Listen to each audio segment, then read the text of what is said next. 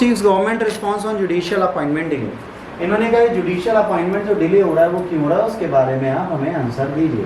Just tell me why.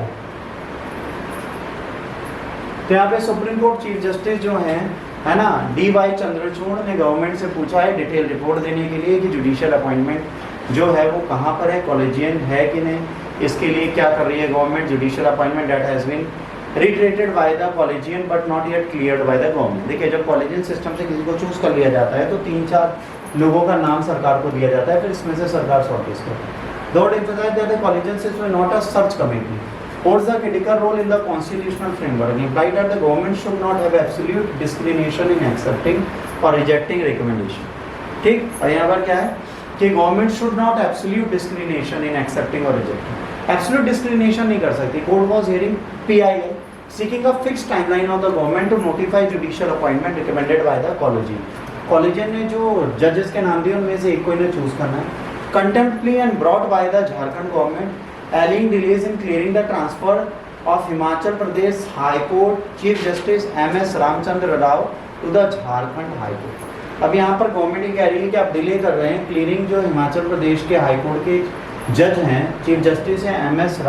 Ramchandra Rao को Jharkhand high court में transfer करने में डिले कर। अब कॉलेजियन सिस्टम है क्या, आर्टिकल 124 और 217 इंडियन कॉन्स्टिट्यूशन का कंट्रोवर्सी ओवर कंसल्टेशन। आर्टिकल 124(2) कहता है Indian constitution deals with the appointment of the जजेस of supreme court as per this article. Every जज of supreme court will be appointed by the president. ये कह रहे हैं कि जितने जज हैं सुप्रीम कोर्ट के वो सारे कैसे अपॉइंट किए जाएंगे, प्रेसिडेंट द्वारा। President will consult each judge of the Supreme Court or the High Court in the state as the President may deem necessary।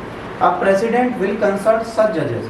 कह रहे जो President है वो कंसल्ट करेगा ऐसे जजेस से जो हाई कोर्ट और सुप्रीम कोर्ट के हैं, ठीक है, और President इनको अगर नेसेसरी समझेगा तो। CJI shall always be consulted in the case of the appointment of the judges other than Chief Justice। Chief Justice of India को तब आपको कंसल्ट करना है जब अदर जजेस को आप अपॉइंट करने जा रहे हैं। आर्टिकल 217 क्या कहता है, Indian constitution covers the appointment and the condition of the high court जजेस। अब 217 जो इंडियन कॉन्स्टिट्यूशन का कवर करता है वो क्या करता है, appointment and the condition of the high court जजेस। अब ये क्या करता है, अपॉइंटमेंट और कंडीशन जो हाई कोर्ट जजेस की उनको देखता है। It says that the every जज of the high court shall be appointed by the president. कह रहे हैं कि जो भी जज हैं हाई कोर्ट के उनको कौन अपॉइंट करेगा, president, by warrant under his hand. अब उनके हाथ में क्या होता है, एक वारंट होता है, seal after the consultation with the chief justice and the government of the state. सरकार जो होती है उससे राज्य की और इनके बीच में कंसल्टेशन होता है। कॉन्स्टिट्यूशनल प्रोविजन CJI और अदर जजेस की क्या इसके बारे में बात होती है। This has been interpreted by the supreme court in different ways, ultimately leading to the evolution of the collegium system. Evolution, the current collegium system has evolved over a period of time through the judicial procurements. अब collegium system कैसे बना इसको देखिए। पहला first जज case जो आपको पढ़ाया था कि यहाँ पर supreme court consultation does not mean to concur. कह रहे सुप्रीम कोर्ट का कंसल्टेशन मानना जरूरी नहीं है, ये प्राइमरी टू एग्जीक्यूटिव।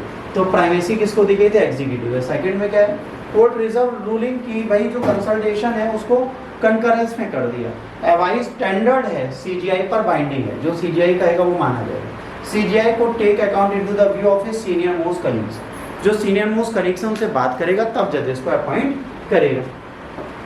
फिर थर्ड जज case, court give primacy to the opinion of CJI in the matter of appointment of the जजेस। फिर कोर्ट जो होगा प्राइमेसी देगा किसको, ओपिनियन लेगा CJI का जो अपॉइंटमेंट जज के करने में। Chief justice must consult 4 senior most जजेस। चीफ जस्टिस क्या करेगा, सीनियर मोस्ट जजेस से कंसल्ट करेगा। ओपिनियन दिया जाएगा इसका कि भाई जो ओपिनियन है कॉलेजियन सिस्टम का राइटिंग में दिया जाएगा। फिर जो मेजोरिटी आएगी उसको देखा जाएगा, पर्टिकुलर पर्सन को अपॉइंट करना है नहीं करना ये लोग डिसाइड करेंगे। अब कॉलेजियन सिस्टम में सुप्रीम कोर्ट जजेस के बारे में ये चीफ जस्टिस ऑफ इंडिया के साथ मिलकर 4 सीनियर मोस्ट जजेस बात करते हैं। हाई कोर्ट के बारे में बात करेंगे तो हाई कोर्ट में कॉलेजियन सिस्टम में CJI और 3 सीनियर मोस्ट जजेस भेजते हैं। अब जो कॉलेजियन सिस्टम के नेम रिकमेंड होते हैं वो सरकार के पास अप्रूवल के लिए भेजे जा सकते हैं। सरकार एक्सेप्ट कर सकती है, रिटर्न कर सकती है, रिकंसिलिएशन के लिए भेज सकती है। इसके बाद as per convention the government is obliged to accept the collegium recommendation for appointment of the जजेस if the decision is being reiterated. अगर दोबारा ये डिसीजन भेज देते हैं तो इनको उसको अपॉइंट करने की जरूरत पड़ जाती है, फिर इसको टाल वो नहीं सकते। कॉलेजियन सिस्टम पे लड़ाई चल रही है, जुडिशरी एग्जीक्यूटिव इन दोनों सिस्टम पे अलग अलग तरीके से बात करती है। सेंट्रल कहती है ओपेक्यू और नॉन ट्रांसपेरेंट है इनका काम, डिलेज अपॉइंटमेंट में होती है, ट्रांसफर में होती है जब रिकमेंडेशन पेंडिंग होता है गवर्नमेंट के पास। तो ये दोनों कहीं ना कहीं जज और गवर्नमेंट आपस में इसको लेकर लड़ती रहती है, तो ये बहुत बड़े इशू हो जाता है। क्लियर?